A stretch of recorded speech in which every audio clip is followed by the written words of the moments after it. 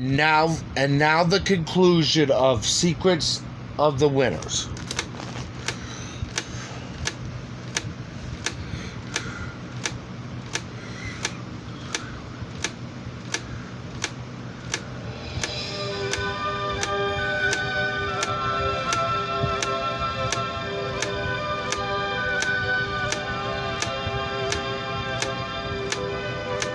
Okay.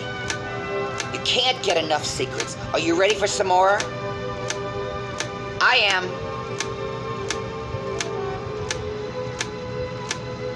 My tip would be to just persevere and take it day by day. Sometimes it's minute by minute. And just always remember that you can do it. I never thought I would be able to do it. I never thought I'd be able to do it until I changed my way of thinking about how to do it. Instead of going on a crash diet or wanting it now, wanting it to be done now, I want that 100 pounds off now. I took it differently of, let me just get healthy. And the health came with doing it daily. And that's what turned me around. I started to see results really quickly. And the more I saw the results, the more motivated I got. And the more motivated I got, the more results I got. It's actually pretty amazing how easy it is. I always thought that it was hard. It was hard my whole entire life until I finally got determined and looked at it through different eyes. I'm not wanting it right this minute. And it's been a journey, and it's been a fun journey. Mm-hmm. It's been a great journey with Richard. Richard's wonderful. And I couldn't have done it without him. It's just daily. It's just a day-to-day thing. It's a thinking process. It's when I wake up in the morning, what am I going to do today? What am I going to plan for my meals? What time will I exercise? When I don't feel like exercising, as I'm saying I don't want to go to the gym, I'm putting on my shoes, I'm putting on my socks, and I go. And then as soon as I get there, I'm so thrilled that I went. It's done in an hour, and I leave and I feel great. And I say, that wasn't so bad. And I did it again, even though I didn't want to do it. And the same thing for the next days. There's some days I love going to the gym, and there's other days I just don't want to go. But I just push myself and say, I have to do this, because if I do not do this, I'll be sick again. And I'll be 300 pounds again. And I don't ever want to be 300 pounds again in my life. Never want to be one. I think what turned me around was just knowing that I was killing myself with food, and realized that I had to take control over the food, and the food had control over me. And I never thought it had such control over me until I found out I was sick with diabetes. And when I looked at that number, my blood sugar number, which was so high, it scared me to death. And I said, I'm going to die from this. I'm going to die from eating.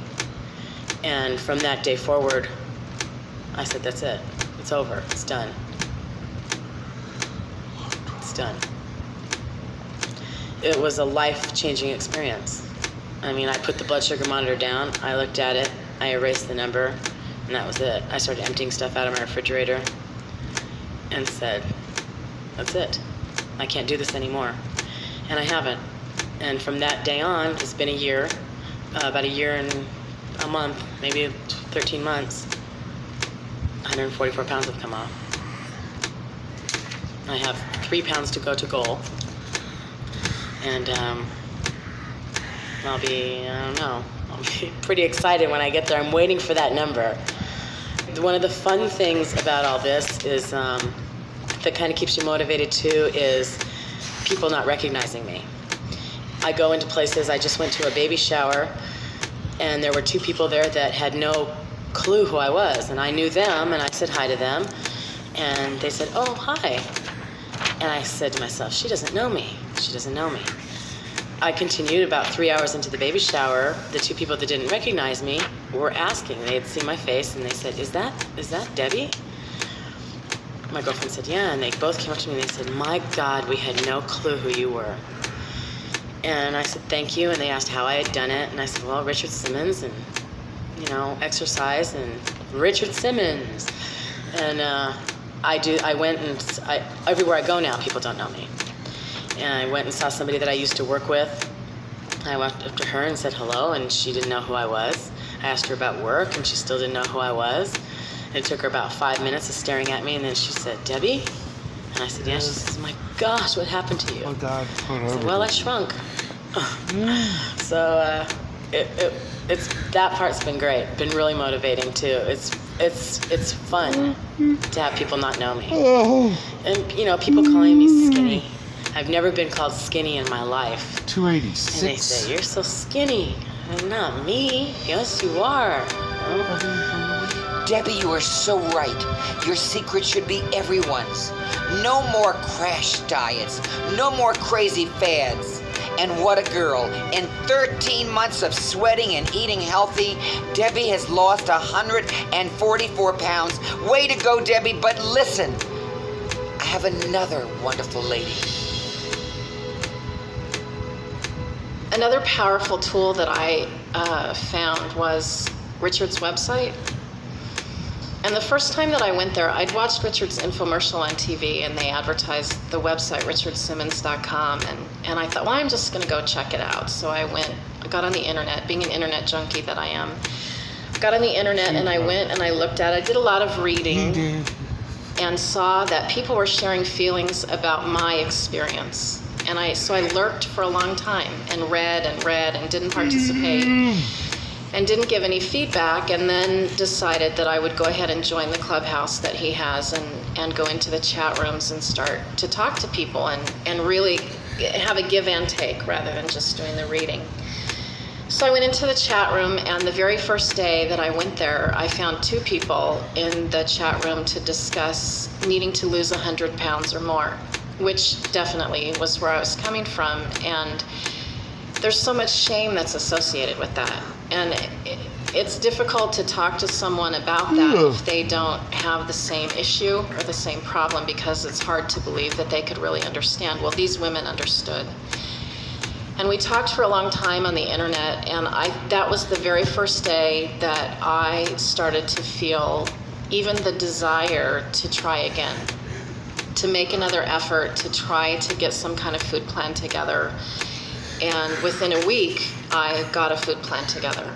And that was March 27th when I started. And I really believe that finding that support of people that really understood was critical for me. And I still am using that support every day. Every day I go into those chat rooms and I talk to my friends there, and we share our struggles and we share our victories. And when I want to run to the refrigerator and gobble up everything that's in there, I go sit at the computer instead and tell them, help me, I'm ready to eat the refrigerator.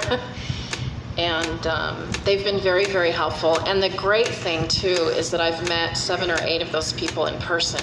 Here at Slimmons, we've met at Slimmons to exercise.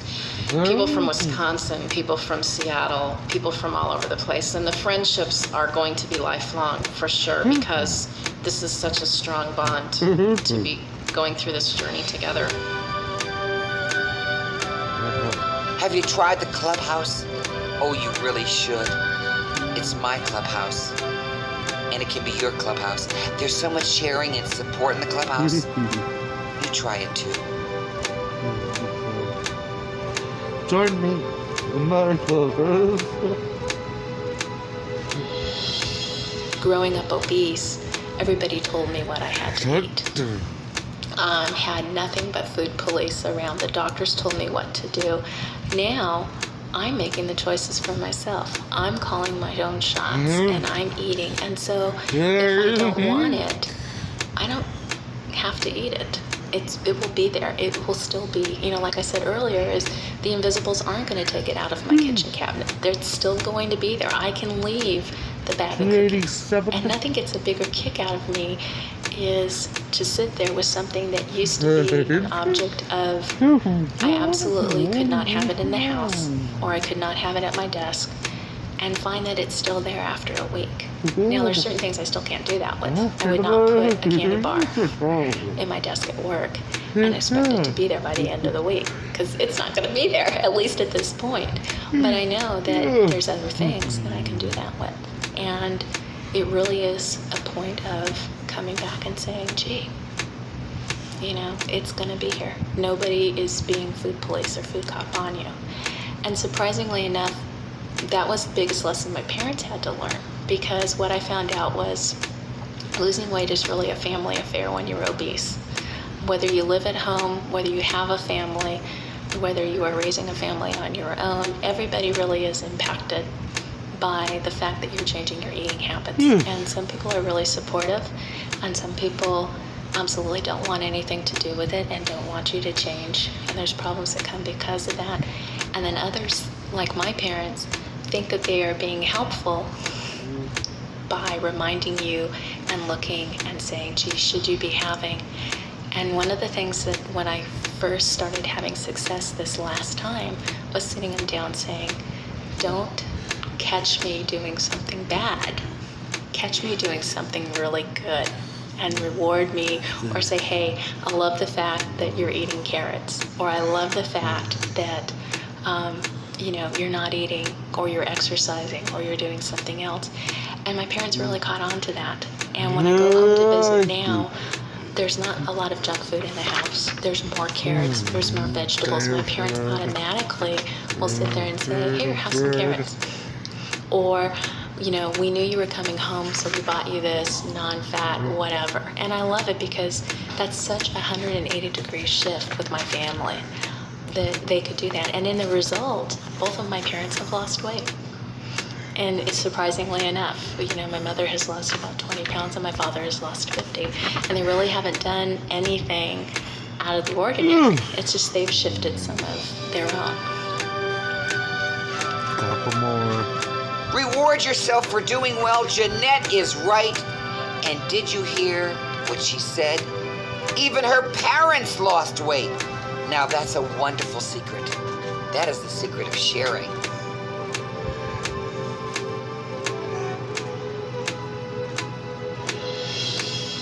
For me, that the size of the dish actually helps. And people have said that before, and I've never believed it, but I have to pack almost every meal that I eat because I never eat at home. I leave very early in the morning. I leave at 6:30 in the morning to go to work. And so I'm not going to eat in the morning because number one, I want to sleep as late as I can. But number two, between breakfast and lunch, it's almost 6 hours. So I eat breakfast when I get to work, and I generally have cereal because it's easy to pack. But I learned that if I was using a pretty big bowl, the plastic bowl, and I learned that if I use a smaller bowl, this is what I'm using, this is what I'm taking with me. I'm not taking the whole box with me, so this is what I get. So I've learned that with certain things that I know I can easily not portion control, and have learned that, for ice cream, instead of using a bowl, I'll use a cup, and I'll use a small cup at that, and then that's fine. And that's worked for a lot of things like that I know I can't control. I'm finding that if I want a snack during the day, that fruit is the thing that will do it for me, and it'll fill me up. And that's unusual. I don't make it. I don't really make it part of me. If I eat cereal in the morning, I always get a banana. I don't necessarily put it in the cereal, but I'll save it and I'll eat it a little later. An apple, the pineapple that I like to have with my cottage cheese. I always try to throw the fruit in with the meal when I can. And I've always liked fruit. I've just never, really thought about eating it. It's in the fridge, and that's not what you go for. But especially during the summer, it's a great thing to go for. Frozen grapes are delicious. Frozen grapes are fabulous. I'm not that hungry anymore, and drinking the water I'm very good about drinking my water. And if you get hungry, try and drink your water because it will keep you full.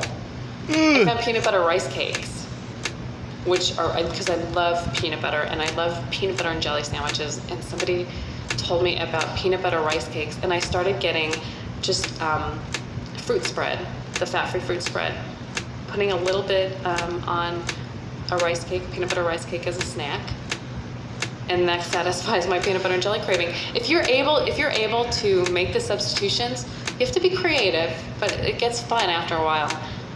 Make those substitutions if you can. Just, don't get frustrated by it. Keep an open mind. Keep an open mind. And if something comes along and you really, really want it, and you feel you deserve it, and you know that you can have one portion of it and stop, by all means do it. Just don't do it the next day and the next day and the next day. You can't deprive yourself, because if you deprive yourself, then that's going to make things really difficult. If I were to completely cut myself off from everything I loved, I'd be a basket case. I'd be an absolute basket case. But I've just, learned to control it. And I guess it's just by doing what I've been doing over the past 6 months or 5 months that it just came along with everything else I've been learning. And it's almost like you can think clearer and know what to look for, and you're not in like that food frenzy, because this is my whole life now, is about all of this, about eating well and working out and keeping myself healthy.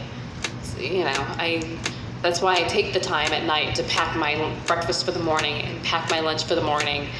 And actually another eating tip is to make lunch your main meal of the day, especially if you're up late at night, because if I were to eat dinner as my main meal of the day, I'd be eating dinner at about 8:30, 9 o'clock at night when I got home from work, and I can't do that. So I learned to, take my breakfast with me and take my lunch with me, make lunch my main meal of the day, and then for dinner I'll have a salad, or a salad and some fruit, maybe a small sandwich, but definitely nothing heavy. And that's actually helped me sleep better too, because I'm not eating right before I go to bed.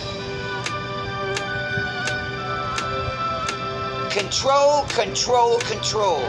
What a wonderful word. And the size of your plate does matter. It helped Dana control those food frenzies. That was Dana's secret.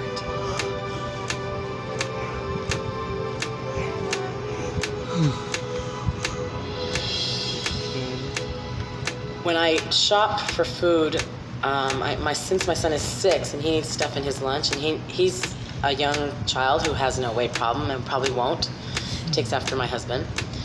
And what I do is, instead of buying large packages of cookies to have for him to go in his lunch, I buy the small packages that are already sealed, that have just the 4 cookies in them. Or the little packages of crackers and stuff that I can just give to him. So the temptation isn't there for me to have an open bag of cookies in the house. The same thing with chips. I buy the small bags of chips now so I can give it to him. As for me, for tricks for me, for food, when I shop, I walk right through the candy section and walk right through the bad sections and get what I need. I buy a lot of fruit, a lot of vegetables, turkey, chicken, and make things out of that, pasta, and just stay away from the junk. I used to go to the bakery all the time and buy donuts and buy cakes and use the excuse that it was for my son and my husband because they have to eat something. Of course, I would end up eating over half of what was there. Now I just don't bring it home. Or if I do, it's for a special occasion, or it's in something small. Instead of buying a whole big cake, I'll buy cupcakes. And just, I try to keep the stuff out of the house is the best way to do it, because if it's there and you get bored, you go for it. If there's fruit in there and there's nothing else, then I eat the fruit because I'm hungry, and so I know I'm eating okay. And I feel like I can eat as much as I want of that. I'm exercising. If I'm hungry, I eat the fruit. What about that?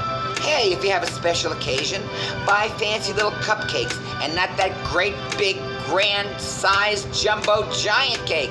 Thanks, Debbie, for your secret and your success.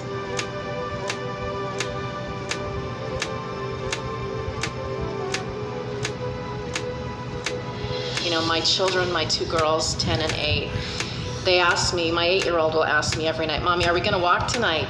Come on, let's go, let's get moving. My 10-year-old wants to do a Richard tape with me. Let's sweat, Mom.